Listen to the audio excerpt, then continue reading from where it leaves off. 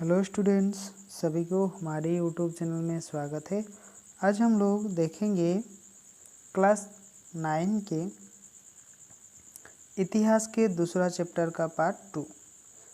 आज जो पॉइंट हम लिए हैं ये है अक्टूबर 1917 की क्रांति के बारे में। आज हम लोग अच्छे से जानकारी प्राप्त करेंगे। तो चलिए हम लोग स्टार्ट करते हैं। अंतरिम सरकार और बेल्शेविकों के बीच बढ़ते टकराव के कारण लेनिन को अंतरिम सरकार द्वारा तानाशाही थोप देने की संभावना दिखाई देने लगे थे और हम लोग उस समय देखेंगे सितंबर में उन्होंने सरकार के खिलाफ विद्रोह करने के लिए विभिन्न राजनीतिक पार्टियों से बातचीत शुरू कर दी। सेना और फैक्ट्री सोवियतों में मौजूद बेल्शेविकों को इकट्ठा किया जाने लगा और वहाँ पर ये सारे लोगों को मौजूद कराने लगे। 6 अक्टूबर 1917 को लेनिन ने पेट्रोग्राद सोवियत और बेल्शेविक पार्टी को भी सत्ता पर जबरदस्ती अधिकार करने के लिए राजी कर दिया।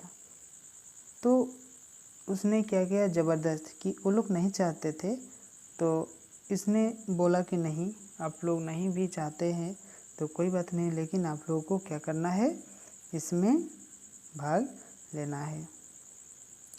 सत्ता पर कब्जा करने के लिए लियान ट्रॉट्स्की के नेतृत्व में सोवियत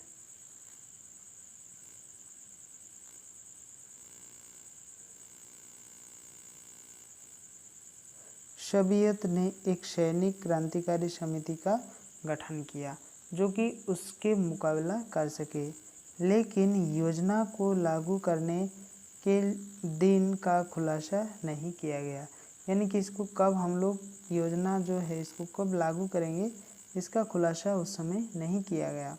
विद्रोह की शुरुआत 24 अक्टूबर को हुई थी।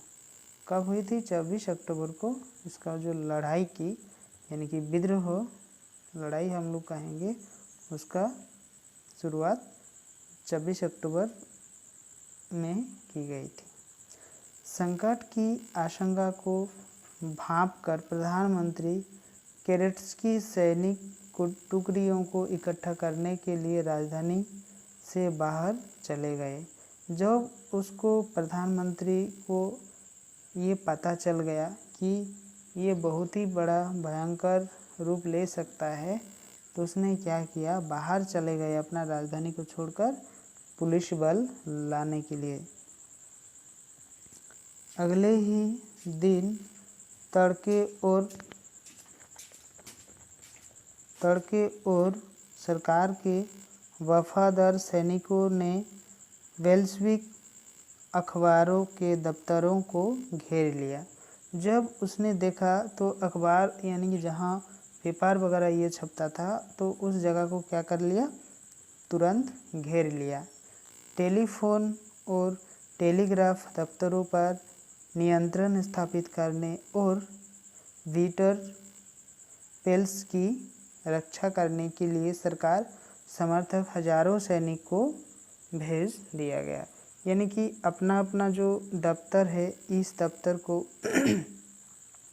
नियंत्रण करने के लिए उसने क्या किया, पुलिस बल को वहाँ भेज दिया गया।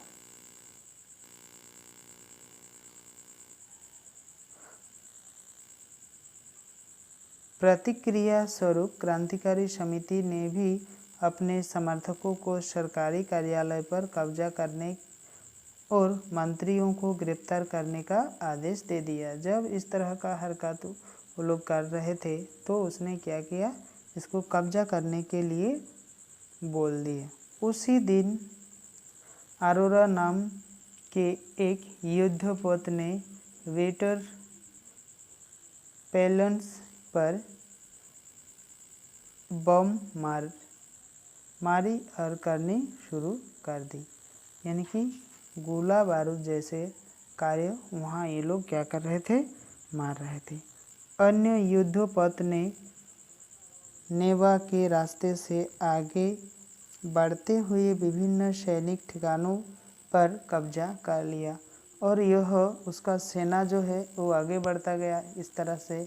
तो आगे बढ़ते गए आगे बढ़ते गए आगे बढ़ते गए तो विभिन्न जगह जो है वो अपना कब्जा में वो लेने लगे थे। शाम होने तक पूरे शहर पर क्रांतिकारी समिति का नियंत्रण स्थापित हो चुका था।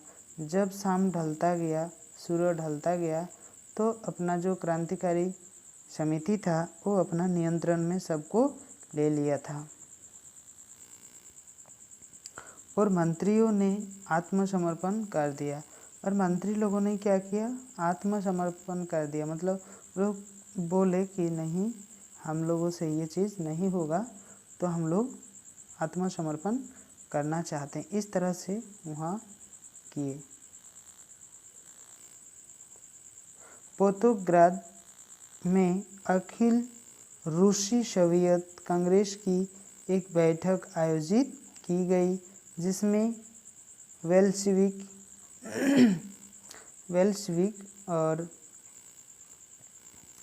बेल्शेविक की कार्यवाही जो है ये चीज़ बहुमत से समर्थन किया।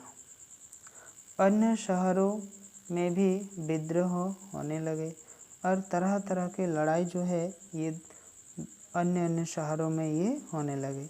दोनों तरफ से जमकर गोलीबारी शुरू हुई। दोनों तरफ से क्या हुआ, जमकर गोलीबारी जो है ये शुरू हो गई। विशेषकर मार्क्सो ने लेकिन दिसंबर के अंत तक मार्क्सो पोतोग्राद क्षेत्र पर बेल्शेविकों का नियंत्रण पूरी तरह स्थापित हो चुका था। तो पूरी तरह क्या हुआ था, ये नियंत्रण में वो लोग ले लिए थे।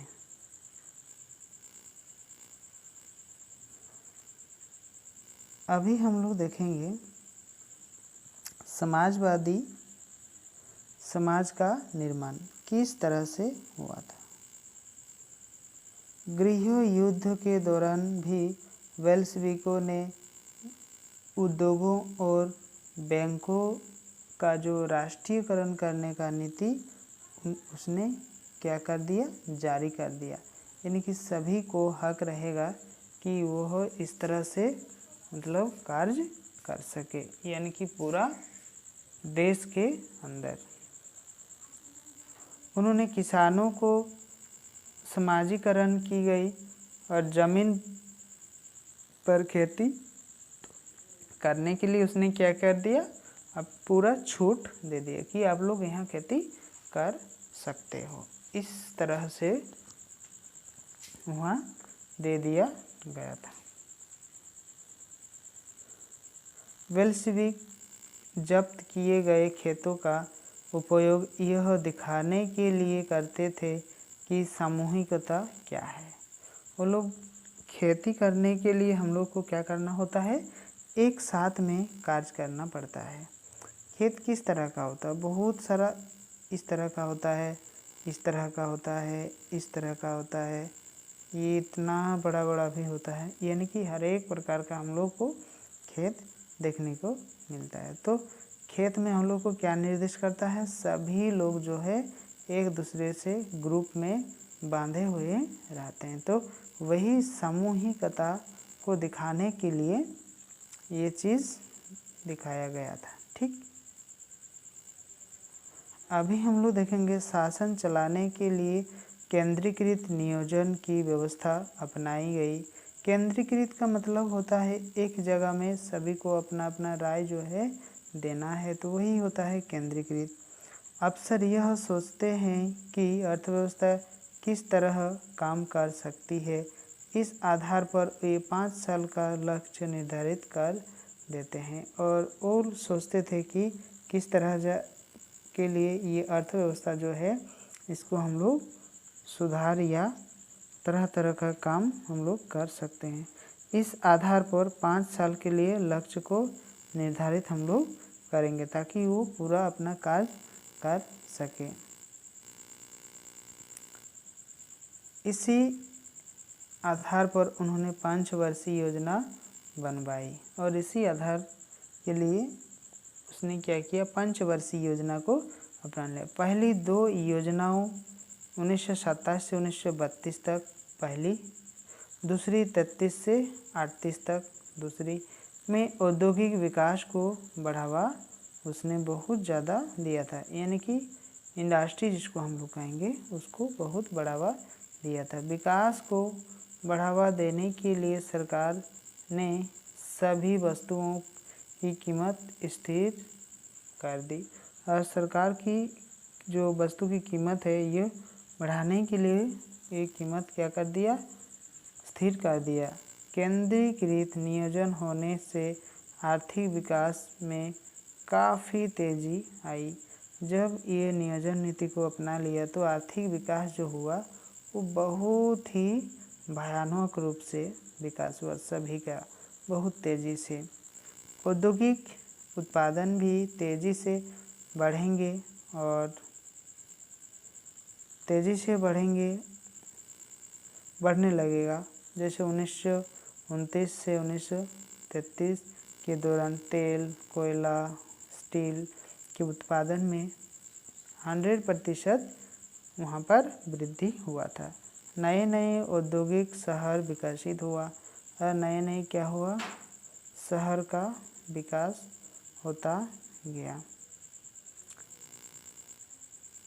अभी हम लोग देखेंगे मगर तेज़ निर्माण कार्यों के बदलाव में काफ़ी बदलाव जो हुआ, इसमें बदलाव आया और काम करने की परिस्थितियों में बहुत खराब हो गई थी। मैग्निटोगोस्ट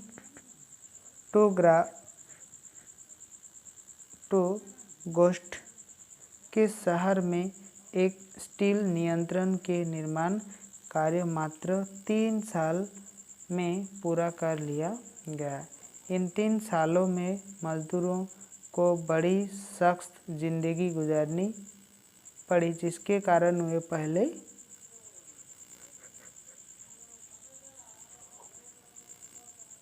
पहले क्या था, पहले साल में 550 बार काम क्या हुआ था, रुक गया था।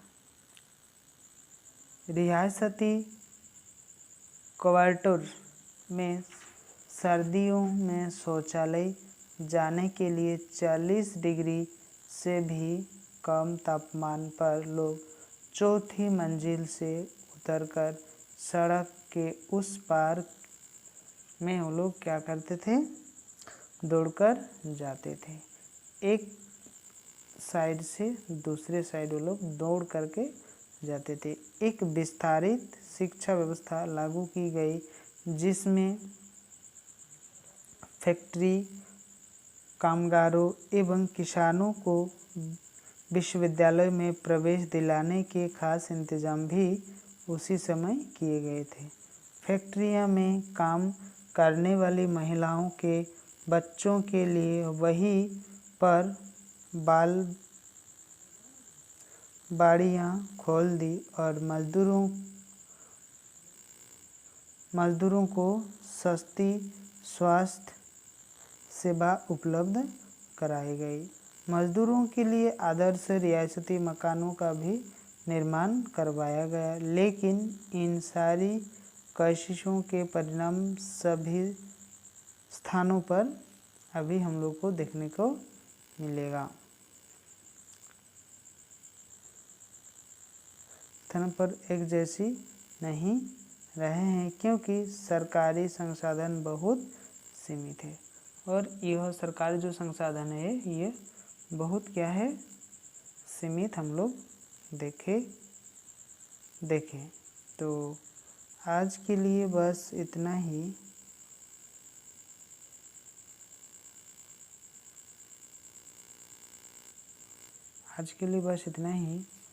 जो नए स्टूडेंट जुड़े हैं वो इस चैनल को सब्सक्राइब कर ले, एक लाइक करें और जो पुराने हैं वो अपना दोस्त को ये वीडियो अवश्य ही शेयर करें ताकि उसको भी इसका लाभ मिल सके। तो आज के लिए इतना ही बस।